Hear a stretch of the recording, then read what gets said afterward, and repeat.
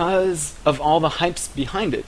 All the pros, that's what we show when we watch a GSL tournament, when we watch the MLG. The commentators and the fans love the micro because it is so impressive. But it is only when you mastered all these steps below it that you can actually begin to micro effectively. I'm not saying you can't micro while you're just doing stuff, but that is really when micro will actually start doing a huge difference in your games instead of just the tiny engagements everywhere. And that is key of the pyramid. We will come back on that later on. So micro obviously is Blink Stalker micro, stutter stepping, splitting your marines when engaging, and all that good stuff. Next step is actually timings, and this is one of the most misunderstood terms of StarCraft. As I said in one of my previous videos, timings is not a strong push in the late game. Timings are an exploit of your opponent's known build. You have to actually know your opponent's build to exploit a timing push. Timings are also very small windows of opportunity. They often do not last longer than 10 seconds. And by timing, I will also mention the smoothness of your build, the overall smoothness. Say you build your spawning pool, and as soon as that second it finishes, you build a queen and a roach warren, and you precisely have 300 minerals at that exact moment. That is timing. That is smoothing out your build. And finally, we've reached the top of the pyramid, which is kind of a very abstract concept. It is called dusting. I don't think you can see it very well here, but it is dusting, as in removing dust. And I really didn't know what to call this, so I went for dusting just because of this analogy. Let's say you're building a table, okay? Economy are the legs. The micro is the lacquer at the end. It is the polish on the table. Now, no matter what you do after that, your table will get dusty. Dust will settle on it. So you have to remove that dust to keep it clean, and that's what's going to happen with your play at the late games when you advance that much forward. Nice engagement by Demaga, taking out a lot of tanks, by the way, but these stores are just going to be horrible after this. Okay, so by dusting, I will finally mention at the last step of the pyramid, I will mention patch notes. Finally, we come to patch notes and imbalance. That is when it's in the dusting that actually becomes an issue. Before that, you should not even mention imbalance, or even, well, you can mention it, but it's not an issue. There is so much more than you can do than actually complaining about that. Another aspect of dusting could be these tiny little advantages. I saw on this map, I think it was MMA, actually build a supply depot right here, leave his marine behind it, that way the Zerglin could not take control of the Zalnaga tower. Now that is awesome. That is what we call the last phase of the pyramid. And obviously this will expire one day. Someone will discover how to prevent this. Maybe send 3 lings before the marine. So that will come and go, and that is really when you know you reached the top. If you actually mastered all these steps and you're there, you're probably a pro player. And now, how to actually use this pyramid. This is the interesting part, because this is not meant to be an absolute rule. Okay, it is a general guideline. I hope it will help you guys to coach and to get better.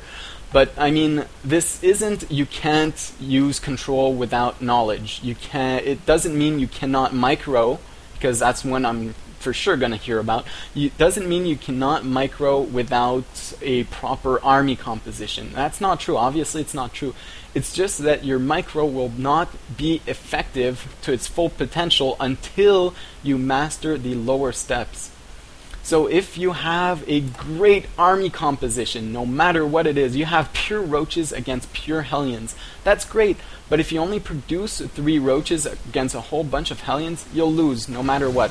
And that is obviously a very obvious example, but it is what I mean by you need to master these lower steps to actually move up in the pyramid and actually master the game of StarCraft 2.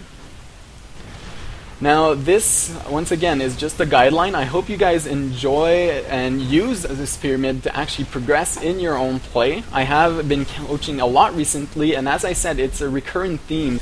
When you watch someone play in-game, they often make small mistakes up here, but no one really focuses on the huge base that is down here. It is just a guideline, and really I hope this will be useful in helping you understand the game of StarCraft. And if you have any comments, suggestions, please be constructive about them. Post them on the Team Liquid forum, not on the YouTube page. That will be reserved for raging against me if you really hate my voice or something. And hopefully this cleared up a lot of things.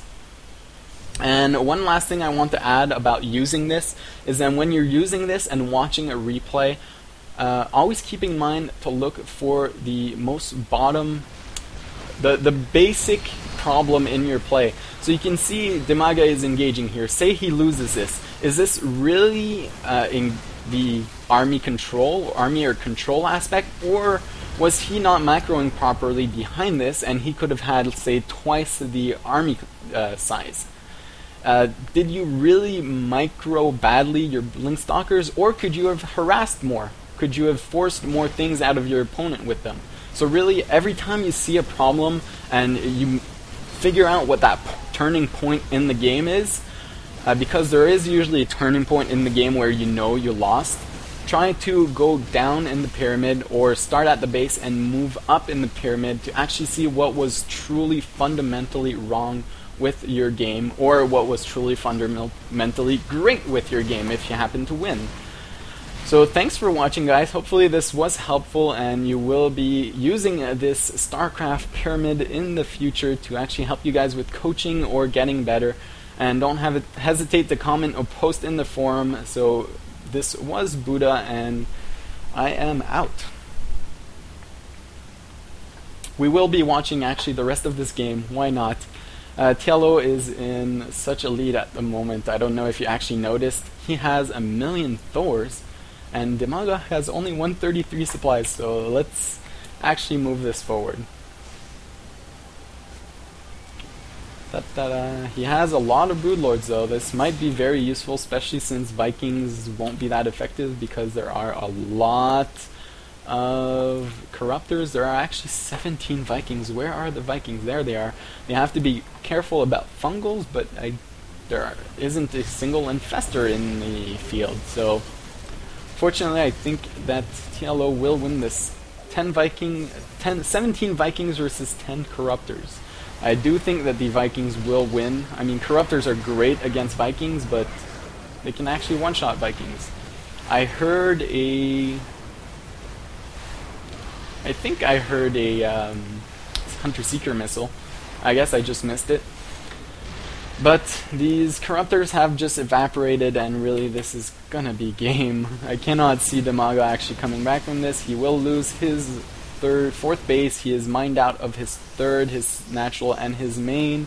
He's gonna push out here, and GG. He lost all his Broodlords, all his Lings. He has one Infestor just chilling here. He is gonna die, and there we go, GG. So thanks for watching, guys. This was Buddha.